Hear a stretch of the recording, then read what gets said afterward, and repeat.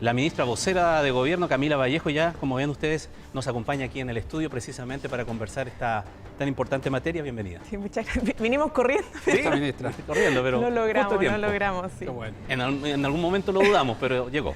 Ya.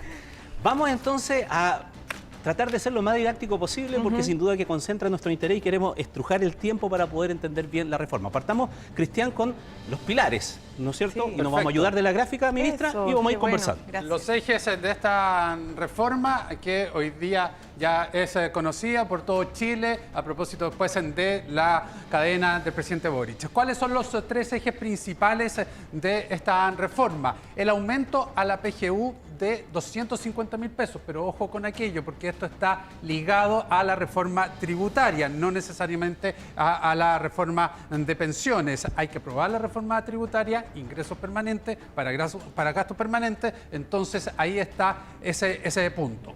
6% de cotización extra, lo que se denomina un fondo integrado de pensiones, que va a cargo de quien emplea. Vamos a ver, ministra, cómo se distribuye eso de manera personal o para otro tipo también de beneficios. Y otro de los ejes es el fin al modelo de las AFP, que lo acaba de decir también el presidente Gabriel Boric. Entonces, ministra, primera pregunta que de inmediato surge de incluso el segundo componente, dejando en claro lo que ya señalaba Cristian respecto de que la PGU, los 250.000, van atados a la reforma tributaria.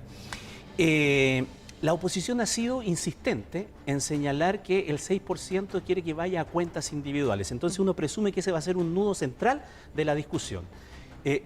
La pregunta es si el gobierno está dispuesto a negociar aquello o esta es una reforma que, como se ha explicado, y luego vamos a ver cómo se distribuye, incorpora una distribución distinta, no todo el 6% a cuenta individual.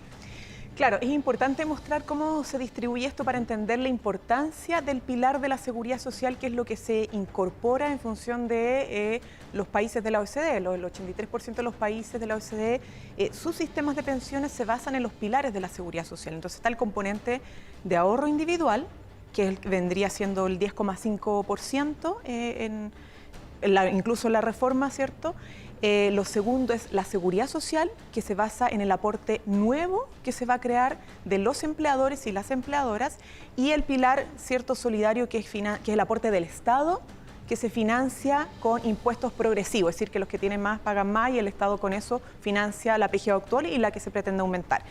Entonces, eso es súper importante porque esto no es la lógica del sistema extremo que tenemos, o sea, no es continuar ni profundizar el extremismo en el que estamos, es llevarnos un sistema más moderado, como el 83% de los países de la OECD, que nos permita tener realmente un sistema mixto que garantice estos tres pilares, ¿ah? Y por eso el 6%, claro, se expresa en una cuenta personal, eso es muy importante señalarlo, ahí el 70% además es propio, ¿cierto?, personal, y la otra parte de ese 6% funciona una lógica de distribución equitativa para nivelar hacia arriba. Y en esa lógica todos mejoran, ¿ah? Y considerablemente más los que están desde la clase media hacia la clase baja, con un registro que van a tener en sus cuentas personales incluso mayor al 6% que aportan los empleadores. Entonces, ¿Ve disponibilidad de la oposición para cambiar? Porque ha sido muy rígido precisamente eso que está explicando. Sí, es bastante rígido. Yo creo que es importante dialogar, conversar y entender los fundamentos y el diseño, cómo está pensado, porque en el diseño se garantiza justamente que todos mejoren con esto, ¿ya? Y considerando también las trayectorias de vida de hombres y mujeres trabajadores que cotizaron o no por distintas razones, como por ejemplo las mujeres con sus lagunas previsionales, porque son muchos casos donde las mujeres se dedicaron a los cuidados. Entonces, para que esas mujeres puedan tener una mayor pensión y equiparar la cancha respecto a los hombres, se requiere esa construcción del seguro social, ¿ah? Y eso es súper importante que lo podamos ver también en la gráfica. ¿Ministra? Pero una cosita que es importante que hoy día el ministro Marcel señalaba en una reunión que tuvimos con medios, donde les tratamos también de explicar un poco esto, es que todas las reformas que se han propuesto, ninguna ha considerado que los aportes adicionales, como en el caso del aporte del empleador, vayan todo a la capitalización individual, porque eso es mantenerlo en lo extremo, y está más al extremo incluso que la última propuesta de Sebastián Piñera. Ni siquiera a José Piñera se le hubiera ocurrido. Entonces, es importante como ponernos en sintonía con los países desarrollados, porque ahí ha funcionado los sistemas de seguridad social. Y en eso tenemos que, obviamente, avanzar, evolucionar, más que retroceder. Ministra, un par de cosas. Usted decía 10,5%. Claro, la gente dice, ¿por qué 10,5% si la capitalización individual hoy día está en 10? Claro, porque hay dentro de esta reforma también un ítem que tiene que ver con la disminución en los costos que hay hoy día en la administración de nuestros recursos individuales y ese ahorro que se generaría al eliminar las AFP, de acuerdo a la reforma, iría a esta cotización, por eso el 10,5%. Ahora, dentro del 6%, claro, hoy día también la ministra, estuve en la reunión ahí con los medios, la ministra Janet Jara decía que se entienda bien, el 70% de ese 6% es capitalización individual, va hacia la persona, el resto es lo que pretende ser para distribuir. Ahora, ¿eso es heredable, ministra? ¿El 6% total dentro de la reforma o ese 70% del 6%? Sí, mantenemos las condiciones actuales de la heredabilidad, pero combinamos lo mejor entre el retiro programado y la renta vitalicia. Y es una mixtura porque las recomendaciones en general sobre el retiro programado es que no funciona mucho, se termina acabando el fondo, va disminuyendo, entonces bajo la lógica de la seguridad social necesitamos algo que te dé certezas de una buena pensión a futuro y que no en mitad de camino se cambie. Entonces, mantienen las consideraciones de la heredabilidad como la conocemos, pero en la lógica de la renta vitalicia. Y eso es súper importante señalarlo. Ahora, respecto a lo anterior, también es importante mencionar, porque como hemos dicho, se terminan las AFP. ¿Por qué se terminan las AFP? Porque actualmente las AFP lo que hacen es tener el soporte, que es como la administración, y además la inversión. O sea, monopolizan todos esos elementos de lo que conocemos como los sistemas de seguridad social en el mundo. Lo que hacemos nosotros con esta propuesta es que la parte del soporte es un ente público autónomo, que no es que maneje tu plata, porque es un registro, más bien, es como el método de cobranza, de pago, y la plata de las cotizaciones que actualmente pagan los trabajadores y que van a continuar pagando, y además los aportes adicionales se van hacia inversores privados y va a haber al menos un inversor público, entonces la gente va a poder elegir. Entonces ahí se incorpora un elemento de elección, de libre elección, entre quien invierte la plata, un gestor privado o uno público.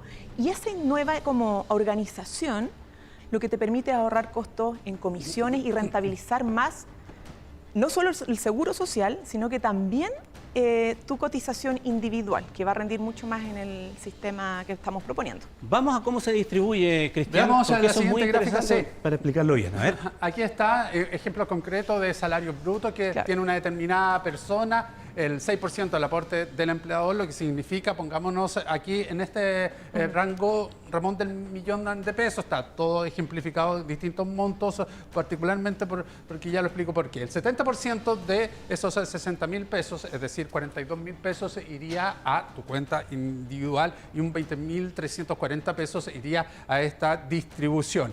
Es decir, ¿cuánto ingresa a tu cuenta? 62.340, claro, un 6,2%. Y esto es súper importante señalarlo acá, en porcentajes. Claro, aumenta. ¿Cómo rinde el seguro? Aumenta quienes ganan menos, pero va disminuyendo en la medida que tú tienes un ingreso mayor. Ahora, el gran tema es, ¿dónde se corta? ¿Cuál es el piso para ir disminuyendo, en el fondo, en cuanto a ingresos brutos, ese porcentaje que va a la cuenta individual? Bueno, aquí se evidencia. Por ejemplo, con un ingreso de 2,5 millones, se recibe el 5% del 6%. ¿Ya? Pero en todos los segmentos bajos y medios de la población, que es la gran mayoría de la población, porque nosotros tenemos un nivel de desigualdad importante, el 6% rinde más. O sea, a la gran mayoría, todos suben. Todos con este 6% van a lograr subir su pensión ahora y a futuro. ¿Ya? Pero lo más importante es que hay algunos, como nivelamos hacia arriba, o sea, suben, pero más algunos que han estado más postergados, es que esto es lo que se produce, ¿cierto? Que en vez de los 30.000 pesos, que irían solo, si fuera solo a capitalización individual, te dan 41.340 en la lógica de la seguridad social. Ministra, a ver, para entenderlo bien, entonces, para que se quede bien claro. Las personas que tienen más ingresos, que están en el tope, con 2.500.000, le van a hacer un aporte al empleador del 6%, pero a su cuenta van a ingresar 5%, porque ese 1% va a este fondo y ayuda a compensar a los que tienen menos. Claro, ¿no es cierto? ahí aplica la lógica de la seguridad social, efectivamente. Ahí aplica la solidaridad social y opera como seguro social. La pregunta está dada en dónde está más o menos el corte, tal vez lo que decía Cristian, porque vemos la persona que tiene 1 millón de pesos, por ejemplo, el 6% son 60.000. Aquí se empieza a aplicar. Aquí empieza. Entonces, por ejemplo, aquí se mantiene el 6,2, incluso superior al 6. Pero aquí hay un rango importante. Y aquí hay un rango que empezaría muy gradualmente a aplicar. Por lo tanto, Pero una persona, hasta acá, claro, una persona que gana, no es sé, no está el inconveniente. cálculo exacto, pero 1.200.000, 1.300.000 es como el límite de la persona que comienza a recibir solidariamente, de la que comienza a aportar con sus recursos para el resto. Claro, claro. Ahora, lo importante de esto es que entendamos que si no aplicamos esto de la seguridad social del 6% como una lógica de distribución equitativa, lo que estaríamos haciendo es que el aumento de las pensiones que estamos logrando, además de la PGU, porque la PGU va a generar un aumento de pensiones, ¿cierto? Sí, lo vamos a ver en Pero otra gráfica. adicional a esto, que en general es mayor que la pensión autofinanciada, se aplicaría en 40 años más. Entonces, para lograr aumento de pensiones ahora, atendiendo a las urgencias y que tenemos una deuda pendiente con nuestros actuales pensionados y pensionadas, esta construcción del Seguro Social es súper importante, ¿ah? Porque no va a bastar los 250.000 pesos. ¿Por qué? Y ahí el adicional aplica con esta lógica más. Lo vamos a ver en el otro, en la última lámina que tenemos ejemplo, pero una última pregunta antes de pasar a la otra, que dice relación, ¿por qué? A la pregunta que podría hacerse alguien, ¿por qué hacer solidaridad con la cotización de la gente? Porque Es un alguien aporte podría decir, es fácil hacer solidaridad con la plata del otro, Claro. que no está poniendo el Estado. O sea, primero, esto no toca las cotizaciones de los trabajadores. O sea, tu propiedad de tus cotizaciones individuales, de la capitalización individual, van a seguir siendo tuyas y esto no lo toca en lo absoluto. De hecho, lo que va a suceder es que se va a rentabilizar mejor que lo que te da actualmente la AFP. Ahora, ministra, ¿Qué perdón. es esto, por ejemplo? Pero Perdón, para terminar, sí. porque esto es lo que te entrega la AFP. Claro, pero... En este caso, actual pensionado, por ejemplo, hombre, con 50% de laguna, salario al jubilarse 400.000 pesos. Esto es lo que te entrega la AFP. 74.598 pesos.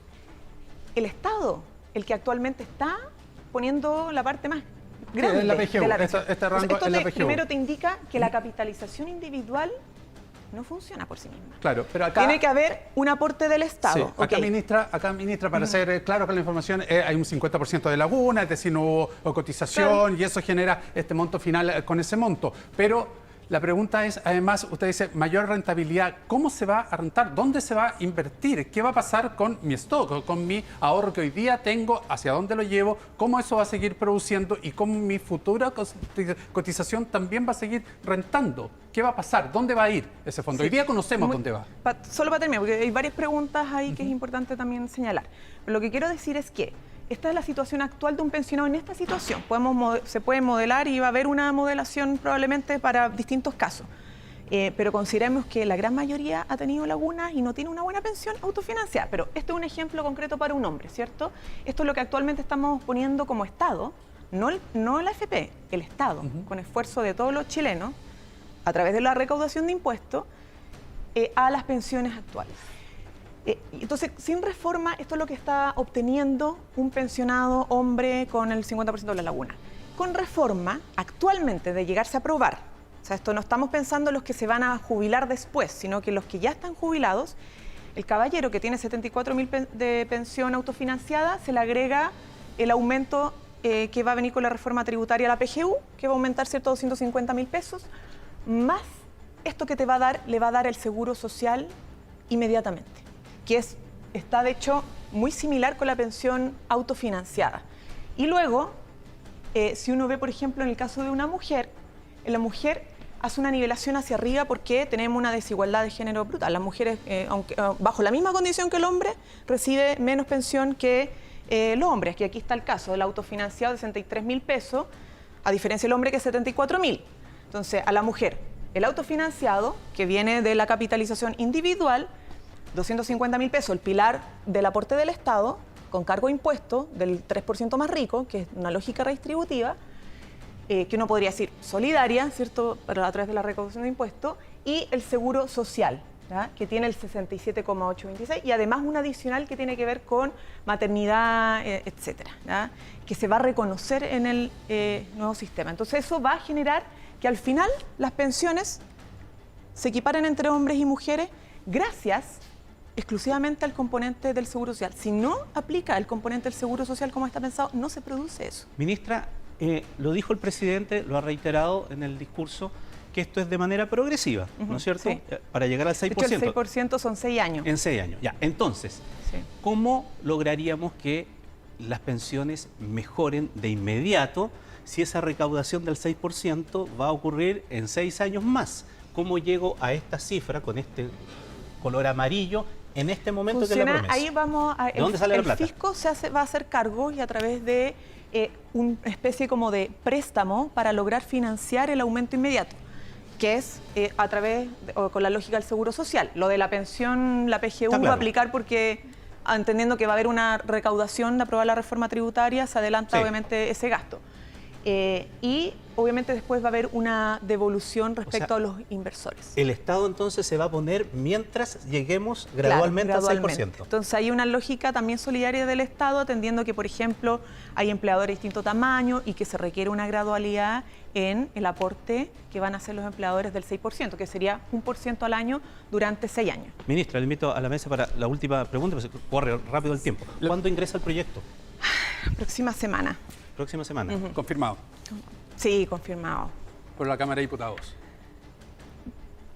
Muy probablemente sí. Muy probablemente. Ya, faltan algunos detalles ahí. Porque ministra secretaria general de la Presidencia es la que finalmente termina eso, pero va a estar ingresado la próxima semana y ahí van a tener además mucho más nivel de detalle, más técnico, ¿cierto? Porque esto igual requiere harta ingeniería de detalles y por eso se demoró el trabajo previo, prelegislativo, de los diálogos, pero también del diseño muy acucioso para que funcione el régimen y la transición también hacia el nuevo sistema, al mismo tiempo que genera un aumento inmediato. Entonces, toda esa ingeniería de detalle va a estar más explícito en la presentación del proyecto, con sus artículos transitorios y todo. Pero Bien. lo importante es que estamos garantizando con esto un aumento inmediato. Esperamos que concurran distintas voluntades, es legítimo que hayan distintas opiniones, pero necesitamos pronto ya zanjar esta deuda histórica que tenemos con nuestros pensionados actuales y también con las futuras generaciones y empezar a evolucionar hacia los sistemas de los países desarrollados, que son estados de bienestar,